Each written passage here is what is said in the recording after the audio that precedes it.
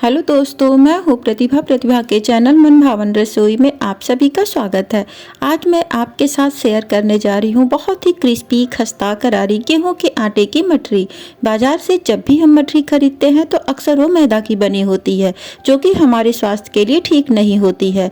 तो आज हम गेहूँ के आटे की खस्ता करारी हेल्दी मठरी घर पर बनाएंगे, जो कि खाने में बहुत ही अच्छी लगती है। तो चलिए रेसिपी को शुरू करते हैं।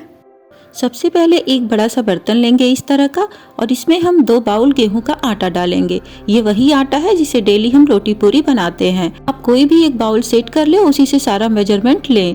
अगर आप मल्टीग्रेन आटे का यूज करते हैं तो उससे मठरी बनाएं, उससे और भी हेल्दी बनेगी। तो यहाँ पे ये 2 कटोरी आटा हम ले लिए। मार्केट की तरह से अपने मठरी में हम क्रंच लाने के लिए 6 चम्मच बारीक वाली सूजी डालेंगे। तो इसी चम्मच से हम 6 चम्मच सूजी डालेंगे। अगर आपके पास मोटी वाली सूजी हो तो इसे मिक्सर ग्राइंडर में ग्राइंड कर लें। तो यहाँ पे 6 चम्मच सूजी हम डाल देंगे। सूजी डालने से हमारी मठरी बिल्कुल बाजार की तरह से क्रंची बनेगी। मठरी को अब सुपर टेस्टी और खस्ता बनाने के लिए यहाँ पे हम 3 चम्मच उसी चम्मच से बेसन डालेंगे जिससे हमने सूजी डाला था। तो ये 3 चम्मच डाल देते हैं। तो 2 और ये 3 चम्मच, तो यहाँ पे हमने 3 चम्मच बेसन डाला है। अब हम इसमें 1 चम्मच दरदरी मोटी कुटी हुई काली मिर्च डालेंगे। इससे हमारे मठरी का टेस्ट बिल्कुल बाजार जैसे आएगा, जैसे बाजार की मठरी में होता है ना, उसी तरह से काली मिर्च को हमने मोटा कूट लिया है। अब यहाँ पे 1 चम्मच हम अजवाइन डालेंगे। इसे इस तरह से हाथों पे लेंगे और रगड़ते हुए डाल देंगे। अजवाइन डालने से मठरी में बहुत ही बढ़िया फ्लेवर आता है। अब यहाँ पे 1 चम्मच हम कसूरी मेथी लिए हैं, इसे भी हाथों पे इस तरह से रगड़ते हुए डालेंगे। हाथों में थोड़ा सा रगड़ लेने से इसके जो मोटे रेशे रह जाते हैं वो निकल जाते हैं आसानी से। जैसा कि देख पा रहे हैं, इसे अब हम फेंक देंगे।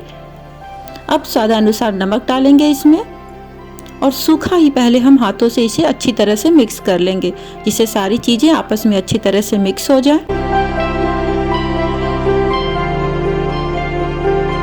अब हम इसमें मोयन डालेंगे, और मोयन हम 1/4 भाग डालेंगे।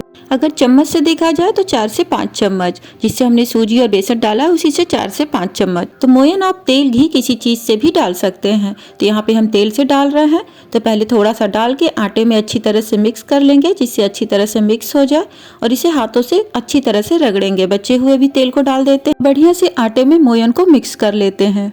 अब हम इसे चेक कर लेते हैं कि मोयन हमारा परफेक्ट पड़ा है कि नहीं। तो इस तरह से इसे बाइंड करेंगे।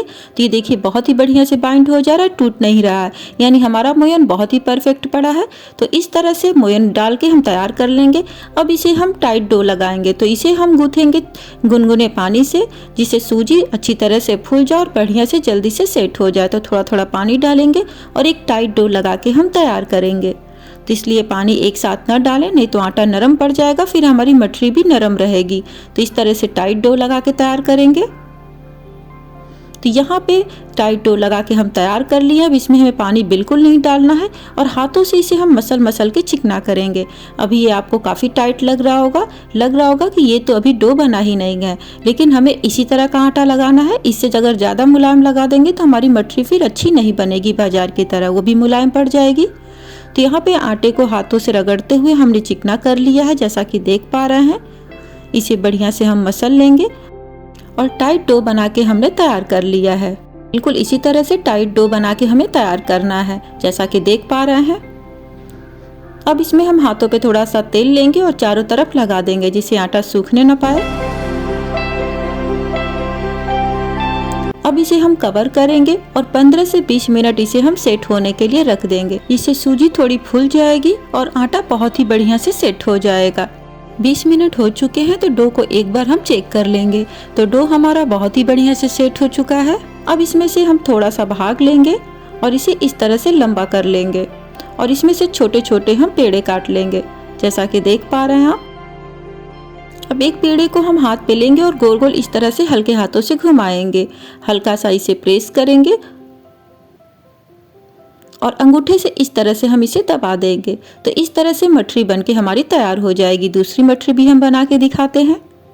इस तरह से गोल गोल घुमाएंगे और अंगूठे से दबा के हम प्रेस कर लेंगे।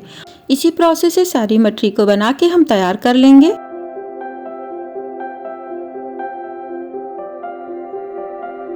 तो यहाँ पे सारी मठरी को बना के हमने तैयार कर लिया है। और ये जो किनारे से क्रेक देख रहे हैं ना, इससे बिल्कुल ना परेशान हो, क्योंकि बाजार वाले जो मठरी होते हैं उसमें भी इसी तरह का क्रेक होता है। अब हम मठरी को फ्राई करेंगे। कढ़ाई में हमने तेल पहले ही से रख दिया था गर्म होने के लिए। इसे हमें मीडियम फ्लेम पे गर्म करना है और ज़्यादा गर्म नहीं करना है। इस तरह से हाथ लगा के चेक कर लेते हैं तो गर्माहट महसूस हो रही है। एक छोटी सी गोली डालेंगे तो देखिए ये तुरंत ऊपर नहीं आ रहा है, छोटे छोटे बुलबुले उठ रहे हैं। बिल्कुल इसी तरह का तेल गरम हमें चाहिए। तब हम एक एक करके मठरी को डाल देंगे। तो आप एक बार में उतनी ही मठरी डालें जितनी की कढ़ाई में स्पेस हो। तो इस तरह से एक एक करके हम मठरी को डाल देते हैं जितनी की एक बार में आए मठरी। तो यहाँ पे हमने सारी मठरी को डाल दिया है। अब हम फ्लेम को लो कर देंगे। इसे हमें लो फ्लेम पे ही फ्राई करना है, तभी बाजार जैसा रिजल्ट आएगा और हमारी मठरी कुरकुरी क्रिस्पी क्रंची बन के तैयार होगी। अगर हम फ्लेम को हाई या मीडियम कर देंगे तो फिर हमारी मठरी बढ़िया नहीं बनेगी। वो बाहर से तो सिक जाएगी लेकिन अंदर तक क्रिस्पी नहीं रहेगी। तो फ्लेम को लो करें और लो फ्लेम पे ही इसे हम फ्राई करेंगे। थोड़ा समय तो लगेगा लेकिन रिजल्ट बहुत ही बढ़िया आएगा। तो इस बात का खास ध्यान रखें कि मठरी को लो फ्लेम पे ही फ्राई करना है।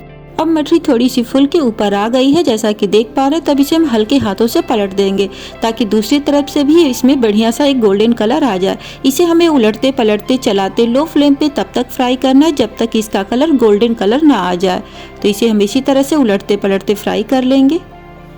तो ये लीजिए एक बढ़िया सा गोल्डन कलर हमारी मठरी का आ गया है और इससे ज़्यादा अब हम फ्राई नहीं करेंगे क्योंकि मठरी में अभी काफ़ी गर्माहट है और ये अपनी गर्माहट से इसका कलर और भी डार्क होगा। तो इसे हम तुरंत किचन टॉवल पे बाहर निकाल लेते हैं। तो ये निकाल लिए और बचे हुए मठरी को भी इसी प्रोसेस से हम फ्राई कर लेंगे।